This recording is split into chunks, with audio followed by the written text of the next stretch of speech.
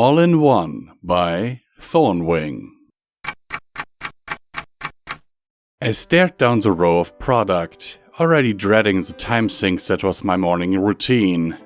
Each bottle had a proper label, organized by order of application, measured and sized by dosage to last a full week. Any longer than that, and I'd need a bigger shelf for my shower.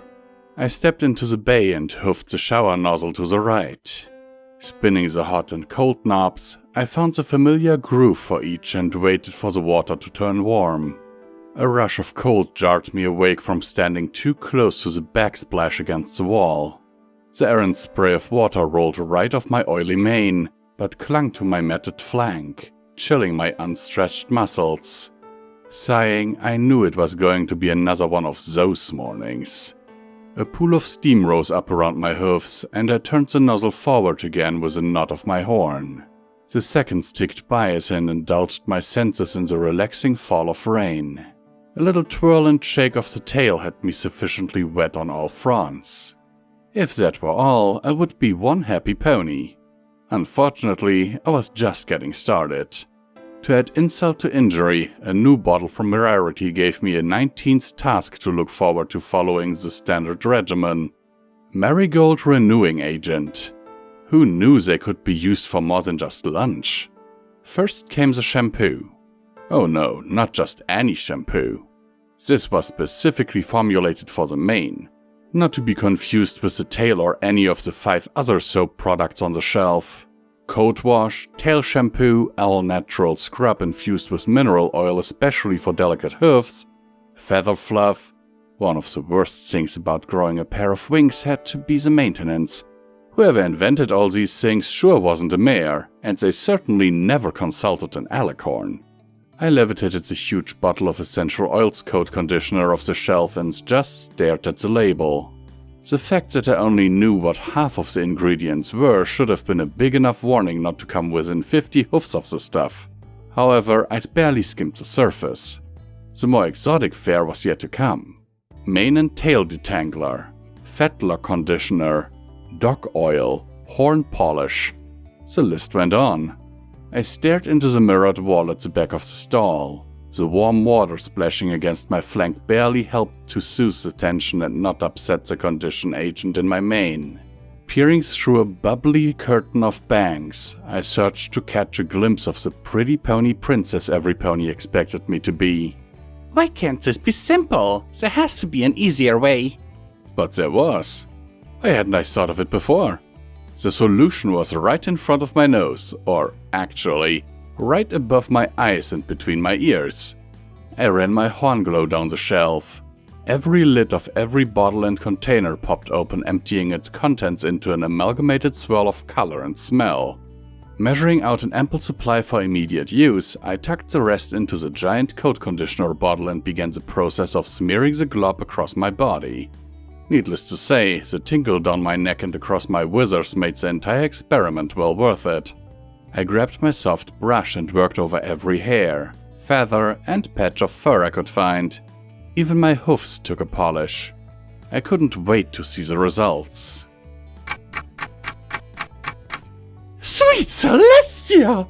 Rarity screamed, looking up from the row of main dryer chairs against the side wall. What happened to you, Twilight? As embarrassed as I was, I felt even more so standing in the doorway to the Pony&Wolf spa, practically unrecognizable to the untrained eye, with what was left of my tail hanging threadbare and barely covering my plot.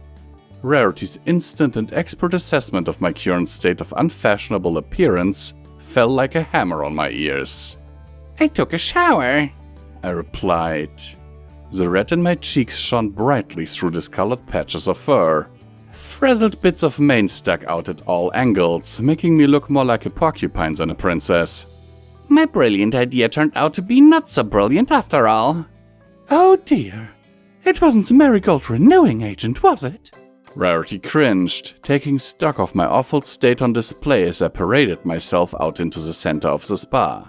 She looked ready to faint as the spa ponies rushed to my aid. Right this way, princess, Aloe said. Have a seat on the glamour emergency chair. I quickly took a seat. In no time at all, the help I so sorely needed began to be administered by the gentle hoofs of the spa owners. I sighed while trying to maintain my posture as Aloe started picking through my mane and Lotus smeared a heavy cream on my chemically singed flank. Turning back to the worried stare from my friend, I replied, No, Rarity, it wasn't the marigold agent. I tried taking a shortcut and magically mixed all my products together.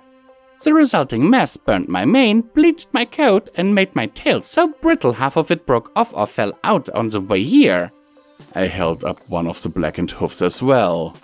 I know what you're going to say, so just get it out there.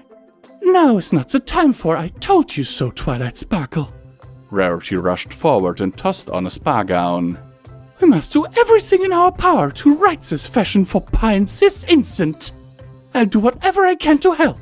Don't you worry, dear. We'll have you all fixed up as soon as possible. It's alright, Rarity. Aloe and Lotus have it covered. I already called ahead, and they're flying in a vat of industrial purple dye from Canterlot. At the mere mention of an industrial coat dye procedure, Rarity fainted. I levitated her back to her drying chair. Thankfully, my magic still worked, even with the pockmarks and rust streaks running down my horn. I vowed to never again take shortcuts when it came to basic hygiene and beauty products. Things were already more complicated than they should be, and I wasn't doing myself any favors by stirring the pot. Author's note. Just a quick, silly little story about the wonders of Mercare products. There's got to be an easier way, right?